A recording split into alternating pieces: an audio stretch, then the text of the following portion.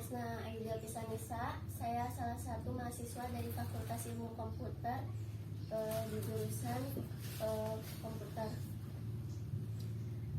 Dalam kesempatan kali ini saya akan mempresentasikan salah satu materi dari interpersonal skill, yaitu public speaking. Public speaking singkatnya adalah kegiatan komunikasi lisan yang dilakukan secara langsung di muka umum atau di hadapan sekelompok. Contohnya kegiatan public speaking saat kita melakukan presentasi di depan umum atau menyampaikan pidato. Definisi public speaking menurut Amis Legal, inti public speaking menyampaikan pesan kepada publik bukan hanya kata words, melainkan juga dengan bahasa tubuh, gestur, suara atau voice, dan gambar atau visual. Penghambat dalam public speaking ada dalam faktor pikiran-pikiran kita sendiri. Contohnya rasa trauma di masa lalu. Ketika kecil kita diberi kesempatan untuk tampil di depan umum, di sekolah, event, atau kantor. Kita diminta untuk memberi kata sambutan atau sharing sesuatu. Di situ kita merasa gagal, tidak percaya diri, dan merasa penampilan kita kurang maksimal. Dan akhirnya kita takut untuk mencoba lagi untuk tampil di depan umum. Penghambat yang kedua, munculnya rasa takut. Jadi kalau kita merasa takut sebelum tampil di depan umum itu wajar. Tapi jangan sampai ketakutan membunuh kita sebelum berjuang. Jadi hal yang perlu dilakukan adalah perlunya persiapan diri sebelum bertanding. Jika kita akan presentasi di depan umum, alangkah baiknya persiapan pada materi apa yang akan kita sampaikan. Gunakan rasa takut itu menjadi daya dorong untuk bisa mempersiapkan lebih baik lagi. Penghambat yang ketiga, rasa malu itu muncul ketika kita memikirkan apa yang orang lain pikirkan. Apa sih yang orang lain pikirkan tentang kita? Asumsi mengenai penampilan kita seringkali hambatan yang terjadi karena ada dalam faktor internal yang ada di dalam diri kita sendiri. Tips terpenting dalam persiapan untuk melakukan public speaking adalah membangun rasa percaya diri, mengendalikan rasa takut, dan mengendalikan emosi kita. Public speaking mampu mengubah cara pandang. Semakin kita sering latihan, semakin baik jam terbang kita untuk tampil lebih baik di depan umum. Ada 3 pilar yang harus kita ketahui, yaitu verbal, pesan yang kita kirimkan, vokal, suara yang kita sampaikan, dan visual, bahasa tubuh kita. Beberapa alasan kenapa harus menguasai public speaking itu sendiri, yaitu banyak orang sukses berawal dari good speaker, tuntutan zaman dan teknologi, tuntutan profesi, serta persaingan yang ada di dalam tempat bekerja. Mitosnya, kemampuan berbicara di depan umum terjadi karena bakat. Faktanya, kemampuan berbicara di depan umum berkembang dengan latihan dan praktek. Jika begitu, apa sih sebenarnya yang menghalangi kita untuk berlatih dan praktek? Penyebab aslinya adalah rasa gugup akibat berbagai rasa takut.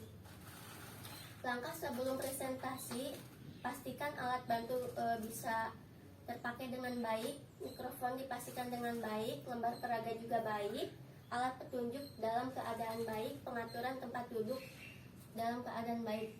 Analisis acara, mengapa presentasi diadakan, bagaimana presentasi akan dilakukan, kapan dan berapa lama, di mana presentasi itu akan dilakukan. Analisis peserta, siapa, berapa banyak, apa yang diharapkan, bagaimana tingkat pemahamannya. Untuk membuat audiens terkesan, ada beberapa tips untuk membuat audiens tertarik kepada materi kita. 1. Penguasaan materi. 2. Penguasaan situasi, mengenali latar belakang audiens, jenis kelamin, usia, pendidikan, latar belakang, status sosial, jabatan, serta gaya hidup. Menguasai daya dukung perlengkapan atau media. Memiliki kecakapan emosi atau EQ, berpikir positif, percaya diri, antusias, peka atau proaktif, empati, menghargai, rasa humor, serta solusi. Keberhasilan public speaking itu sendiri dipengaruhi oleh 3 hal, yaitu mental, materi, serta media. Persiapan mental, tips mengurangi kecemasan, yaitu perencanaan yang baik, melakukan visualisasi, latihan, bernafas panjang, fokus pada rasa santai, kurangi tegangan, bergerak, amati gejala fisik Anda, kontak mata dengan hadirin, bila perlu minum air putih terlebih dahulu. Kontak mata, membuka saluran komunikasi antar manusia. Jangan menatap terlalu lama pada lantai, dinding, catatan, layar, atau ruang luar. Jangan sekedar memandang halayak, perhatikan cara individu dan sadarkan bahwa Anda memandang ke arah mereka. Setiap orang 3-5 detik berpindah sekeliling ruangan. Gerakan, jangan berdiri pada satu titik, berbaurlah dengan audiens. Gunakan gerakan alami, pentingnya gerakan isyarat yang wajar. Tidak terhambat oleh rasa cemas, tidak mungkin dinyatakan secara berlebihan. Belajar melakukan gerakan isyarat, persis seperti yang Anda lakukan bila mengadakan seorang teman, tidak lebih dan tidak kurang.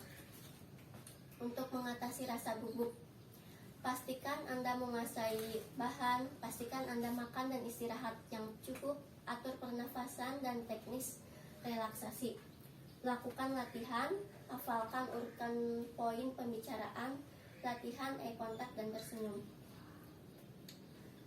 Volume suara, sesuaikan suara dengan jumlah pendengar, ukuran, dan kualitas akustik ruangan. Tekankan yang ingin Anda berikan pada kata-kata tertentu untuk dimengerti. Tidak perlu berteriak, tetapi berbicaralah agar komunikasi lebih jelas. Nada tidak monoton, datar tanpa ekspresi. Gunakan nada berbeda-beda ketika memberi tekanan, efek akhir atau hubungan antara kalimat. Bila agak meninggikan suara, harus tampak meningkatkan intensitas perasaan pada kata-kata tersebut. Bila berbicara agak lembut, maka konsentrasi pendengar cenderung meningkat. Berikut yang bisa saya sampaikan, kurang lebihnya saya mohon maafkan. Wassalamualaikum warahmatullahi wabarakatuh. Waalaikumsalam warahmatullahi wabarakatuh.